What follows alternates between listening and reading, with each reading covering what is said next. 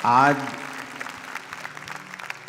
Deliverance weeks के दौरान कुछ हफ्ते हम बाइबल स्टडी को थोड़ा डीप करेंगे।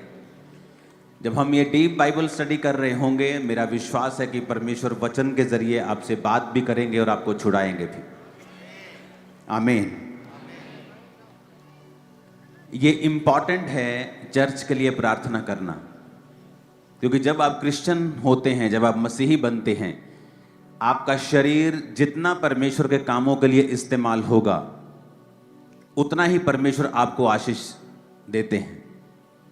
बहुत से लोगों को लगता है कि हम अच्छी चर्च जाते हैं ना, बस हमारा पार्ट खत्म हो गया। ये तो पहला स्टेप है। अभी आप किसी जीवित चर्च के साथ जुड़ते हैं दुनिया में कहीं भी, वो तो पहला स्टेप है। सेकंड स्टेप है, अगर वो जीवित चर्च है तो वहां पर परमेश्वर के करने वाले जीवित काम भी होंगे, असाइनमेंट्स होंगी, परमेश्वर के दर्शन के अनुसार जो परमेश्वर ने वहां पर दी होंगी।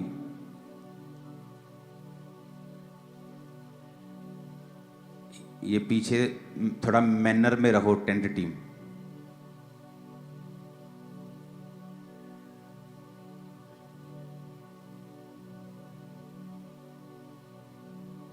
हालेलुया।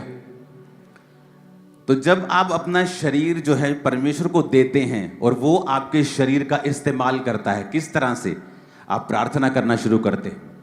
आपको पता चलता है कि आप एक जीवित चर्च के एक मेंबर हैं, आप उसका एक हिस्सा हैं, और आप जब चर्च में जाते हैं तो उस हिसाब से परमेश्वर आपको प्रार्थना करने के लिए कहता है।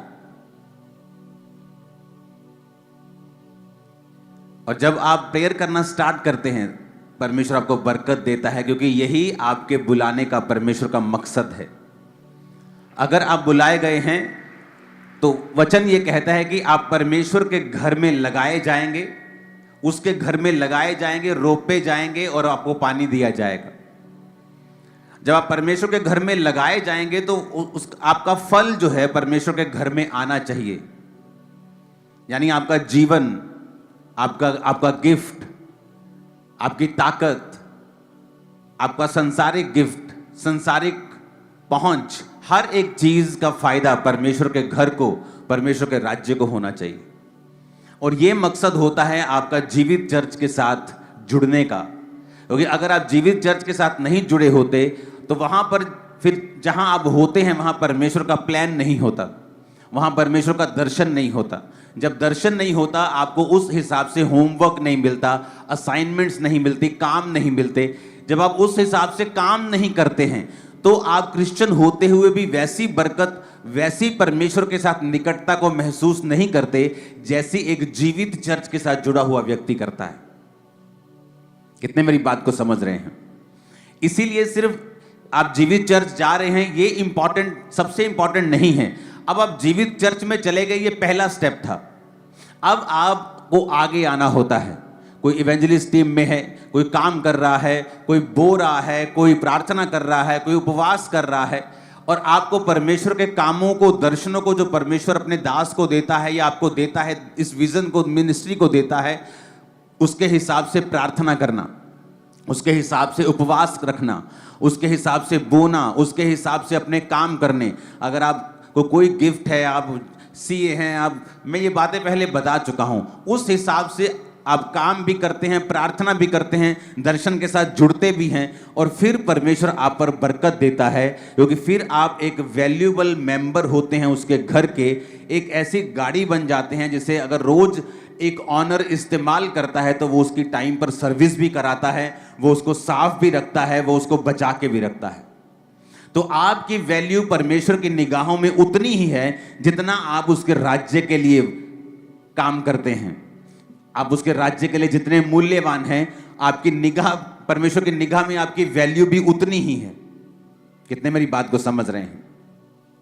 इसलिए आपने बहुत बार ये नोटिस किया होगा, जो लोग सेवकाई में होते हैं, इनडायरेक्ट जो ज्यादा सेवकाई में जुड़े होते हैं, आप देखना उनकी लाइफ में हीलिंग, उनकी लाइफ में डिलीवरेंस दूसरे लोगों के मुकाबले कहीं अधिक स्पीड से होती है, कहीं अधिक जल्दी से होती है। दूसरे लोगों के मुकाबले उनकी लाइफ में जो बरकत है वो कहीं अधिक तेजी से और ज्यादा होती है, क्योंकि वो परमेश्वर के राज्य के लिए मूल्यवान होते हैं। कितने मेरी बातों को समझ रहे हैं? अब शैतान जब आपको धोखा देता है, वो आपको धोखा देता है झूठ के द्वारा, क्योंकि जब उसने हवा को भी भरमाया तो उसने झूठ कहा कि अगर ये फल तू खा लेगी तो ये फल खाने से तेरी आंखें खुल जाएंगी और तू परमेश्वर के तुल्य हो जाएगी। जबकि हवा ये भूल गई कि वो तो पहले से ही परमेश्वर के तुल्य बनाई गई है, तो उसे सिर्फ अच्छा देखना है, क्योंकि परमेश्वर ने सब कुछ अच्छा बनाया, उसे बुराई क्यों देखनी है? बुरे या भले के लिए उसकी आंखें वो क्यों खोले?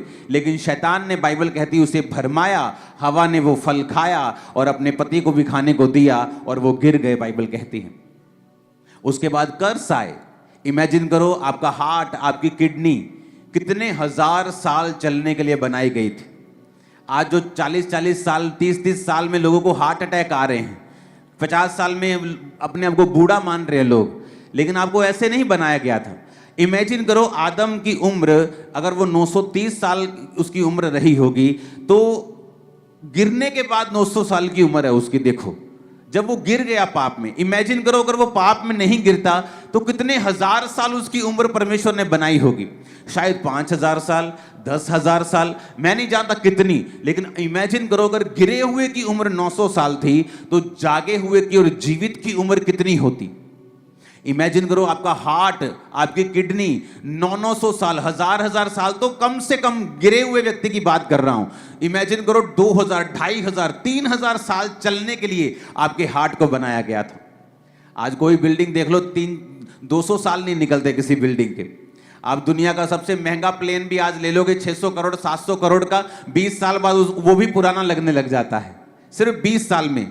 तो इमेजिन करो आप कितनी आपकी वर्थ है कि आप इतने सालों के हो जाते हैं और आपका हार्ट वैसे ही काम करता है, किडनीज वैसे ही काम करती हैं, सब चीजें वैसी ही काम करती हैं। कितना स्ट्रॉन्ग मैकेनिज्म है जो परमेश्वर ने बनाया। इसलिए बाइबल कहती है बुद्धि परमेश्वर से निकली है। दुनिया का सबसे बड़ा कंप्यूटर किसने बनाया? इसी बुद्धि ने, इसी इंसान ने बनाया।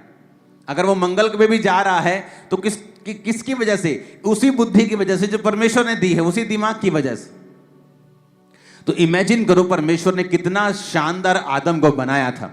लेकिन वचन कहता है आदम का बेटा हाबिल, आदम का बेटा कैन, दोनों एक दूसरे, जो हाबिल था वो उसकी भेंट ग्रहण हुई क्योंकि वो परमेश्वर के सामने धर्मी था। कैन की भेंट ग्रहण नहीं हुई क्योंकि वो करप्ट था। कैन ने हाबिल को मार दिया, मर्डर हो गया, क्योंकि वो ब्लड का पाप जो था, जो आदम और हवा के कारण उनके वंश में गया, वो पापी ब्लड से ही थे और मर्डर किया और उसके बाद उसको वहां से भागना पड़ा। वचन कहता है कि इंसान पाप के बाद पाप करता गया और परमेश्वर ने एक दिन फैसला किया कि मैं अब मनुष्यों के साथ विवाद नहीं करता रहूंगा सदा, इसलिए मनुष्य की उम्र सिर्फ 120 साल की होगी। तब परमेश्वर ने नूह के बाद 120 साल की उम्र ठहराई और तब इंसान 120 साल जीने लगा। नूह तक सभी लोग 900 साल जीते थे, लेकिन उसके बाद लोग 700 साल जीने लगे, फिर 500, फिर 400, फिर 300, फिर 200। जल्दी जल्दी से उम्र जो थी वो कम होने लगी और एंड में 120 साल, जिस तरह मूसा 120 साल का होकर मरा, तो इस लाइन में परमेश्वर उस उम्र को आलाकर परमेश्वर ने टिका दिया और आज तो वो उससे भी आधी रह चुकी है। कई देशों में तो जो एवरेज उम्र है वो 60, 65, 66, 70 साल की रह चुकी है। जो पाप की वजह से 900 साल का आदम मरा और फिर पाप की वजह से 120 का हो गया और अब पाप की वजह से वो 65, 70 का ही रह गया इंसान। आप इमेजिन करो कि परमेश्वर ने जब इंसान बनाया था तो हजारों साल जीने के लिए बनाया था। आज मैं एक ऐसा विषय आपसे डिस्कस करूंगा कि अगर ये आपके दिमाग में घुस गई बात तो आप अपनी जिंदगी के खुद जिम्मेवार होंगे और आपको मालूम होगा कि मैं जहां हूं अपनी मर्जी से, अपनी वजह से, अपने डिसीजंस की वजह से हूं, इसमें परमेश्वर का कोई अब लेना देना नहीं है। अगर मैं बढ़ना चाहता हूं मैं बढ़ सकता हूं, अगर मैं कम